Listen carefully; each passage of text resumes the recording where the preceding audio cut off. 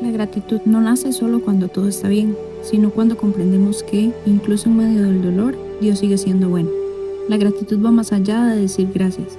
Es una actitud que transforma el corazón y cambia la forma en que vemos la vida. Nos enseña que Dios no solo se revela en los grandes milagros, sino también en los pequeños detalles, en una oración compartida, en una palabra de ánimo, en una familia espiritual que camina contigo y te abraza. Pero la gratitud no se queda solo en la iglesia, se vive en casa, cuando decidimos valorar lo que tenemos y a quienes amamos. Se demuestra en el trabajo, cuando servimos con excelencia y alegría, y se refleja en el estudio, cuando reconocemos que cada oportunidad viene de Dios. La gratitud no siempre cambia las circunstancias, pero sí cambia lo que pasa adentro, porque cuando nuestro corazón se llena de agradecimiento, nuestros ojos empiezan a ver la fidelidad de Dios en todo. No se trata solo de hablar de gratitud, sino de vivirla, de compartirla y de permitir que Jesús haga algo nuevo en nosotros. Esta es la gratitud que transforma. La gratitud desarrolla una característica en nosotros que es la diligencia o la solicitud, que es lo mismo. Y la palabra de Dios dice en Proverbios 22:29, dice: ¿has visto hombre solícito en su trabajo? Delante, yo no sé para quién es esta palabra, pero para alguien es: delante de los reyes estará, y no estará delante de los de baja condición. La gente agradecida es gente que es pilosa, es gente que está dispuesta. Hay gente que su jefe le dice: trabaja 1 hora más, y le dice: jefe, trabajo hasta 2 horas. La gratitud se mide por aquella cosa que usted está dispuesto a hacer, aunque no le paguen. Hay gente que: yo estoy muy agradecido con Dios. ¿Es cierto? ¿Verdad? ¿Estás muy agradecido con Dios? ¿Qué estás dispuesto a hacer por Dios que no tengan que pagarte? Estoy muy agradecido con mi esposa. ¿Qué estás dispuesto a hacer por tu esposa que de pronto ni ella se dé cuenta y de pronto nunca te compense? Tú puedes hablar de gratitud si no estás dispuesto a hacer cosas por las cuales no recibas un beneficio a cambio. La gratitud es hacer cosas, dispuesto a hacer cosas aunque no tenga un beneficio a cambio. Por eso la cosa que tenemos que hacer nosotros es desprendernos realmente del mundo que nos rodea, porque este mundo que nos rodea nos hace muy materialistas. ¿Quiere saber cuánto usted ama el mundo? Cada vez que le hablen de plata, ¿usted cómo se pone? En la casa todo el mundo anda tranquilo, hasta que la esposa le dice al marido: mi amor, acuérdese que hay que pagar los servicios públicos. Mi amor, acuérdese que hay que mercar. Pero ¿cómo que hay que mercar? Y empieza a hacer cuentas. Pero si el lunes yo no comí aquí, y el miércoles yo no desayuné. Javes aprendió que el agradecido empieza a brillar. Porque cuando usted se rodea de gente, usted escucha: no hay nada más agradable que eso. ¿A quién le gusta ser rodeado de gente agradecida? Mire, hay gente que es bien ingenua. Van a las entrevistas de trabajo y le preguntan: ¿usted por qué ya no trabaja en aquella otra empresa? No tiene que decir mentiras, pero puede guardar un corazón agradecido aún con su peor jefe. Pero él se las quiere dar de sincero y desahogarse donde no tiene que desahogarse. Es que ese jefe era esto y lo otro, era una persona muy difícil. Tranquilo, mijo, prepare otra hoja de vida para otro lugar. Esa ya la perdió, porque nadie quiere contratar gente desagradecida. Los mejores lugares están preparados para gente agradecida. Las mejores empresas son para gente agradecida. Los mejores empleados son para los jefes más agradecidos. Nadie quiere trabajar con un jefe desagradecido. ¿Me está escuchando o no? La mejor gente buscará la mejor gente, y la mejor gente siempre será la gente agradecida. Esa gente, hermano, no tiene precio, no tiene valor. Todo mundo quiere rodearse de esas personas. Y por último, la gratitud provoca un favor mayor. Mire, es importante que eso se lo tenga claro, porque dice la palabra que, escuche esto, que Dios le dio a Javes todo lo que pidió. ¿Qué le dio Dios a Javes? Todo lo que pidió. Yo me pongo a leer la palabra de Dios, me puse a estudiar sobre este pedacito, y me puse a estudiar a ver a cuánta gente Dios le dio lo que pidió, y fueron pocos. Por ejemplo, David fue un hombre tremendo de Dios, un hombre conforme al corazón de Dios. Pero Dios no le dio a David todo lo que pidió. Él quería edificarle casa a Dios y no pudo edificarle casa a Dios. Por ejemplo, el apóstol Pablo quería ir a ciertas zonas a evangelizar y a muchas de esas el Espíritu Santo no le permitió ir. Y Pablo era tremendo hombre. Pero a este personaje Dios le dio todo lo que pidió. Porque la gratitud hace que el agradecido sabe qué pide, cuándo lo pide y cómo lo pide. Porque la gratitud se ejercita en el dar. Toda persona que aprende a dar, aprende a pedir. Uno primero no aprende a pedir, uno primero aprende a dar. Cuando usted da lo mejor de usted, entonces Dios le va a indicar a usted a qué tiene derecho a pedir. Eso es automático. Dé lo mejor de usted. Siembre las mejores palabras, siembre sus mejores acciones. Porque la humildad se desarrolla en esa dimensión. Nadie puede desarrollar humildad si no aprende a agradecer. Aún en medio de los problemas, tienes que aprender a ser agradecido. Señor, en medio de este problema está insoportable esto, pero si aún estoy vivo, yo te lo agradezco. Tal vez esa situación no sé cómo superarla, pero si tengo vida, te estoy agradecido. Yo sé que tú eres mi pastor y a mí nada me va a faltar. Tu palabra dice que el que habita al abrigo del Altísimo mora bajo la sombra del Omnipotente y no temeré mal alguno. Hace 16 años, 17 años, yo tenía como unos 5 años de edad.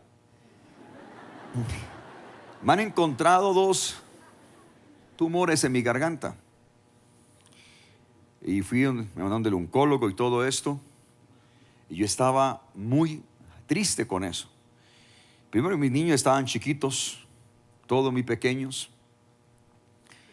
Yo tenía un sueño de servirle al Señor. Aún no, la iglesia está cumpliendo 16 años. Estamos apenas empezando a empezar el ministerio.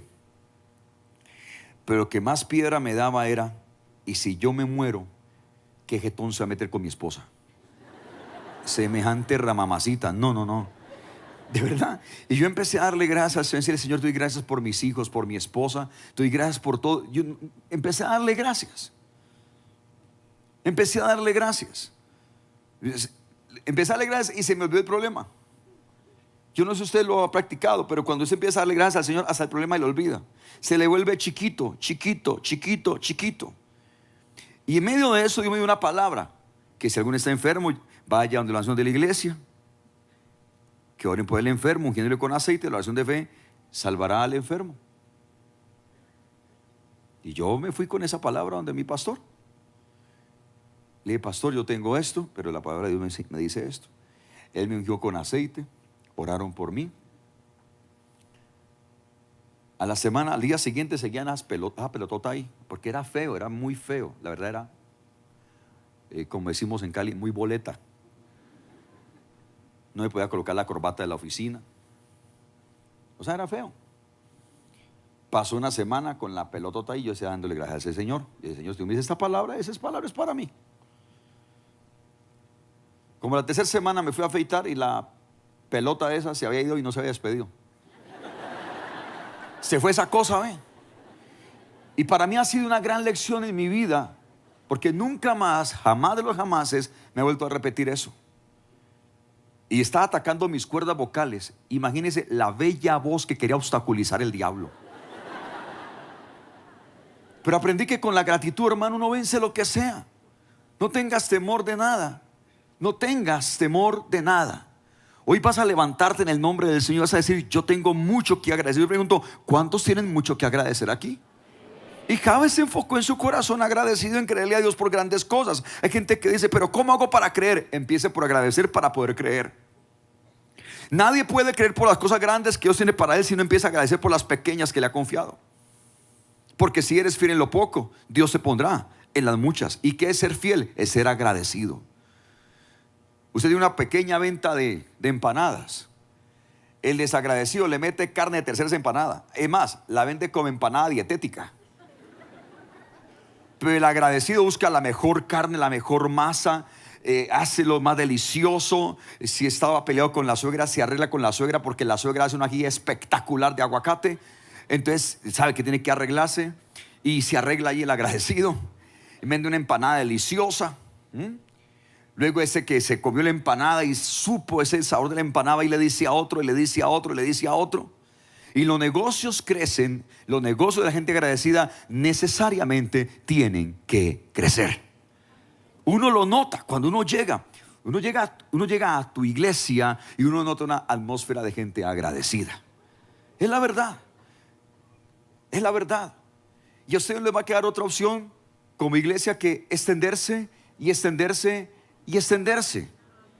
Y no le queda otra opción al diablo que reducirse, reducirse y reducirse. Se lo decíamos a sus pastores en el almuerzo. En el almuerzo. No le digo que almorzamos porque lo puedo quebrantar a usted. Pero lo hablábamos en el almuerzo y hay una unción de conquista sobre su ministerio, sobre su iglesia. Valoren su iglesia. Valoren su iglesia. Mire, nunca comparen su iglesia con ninguna otra. La gratitud empieza por eso, por valorar lo que yo tengo.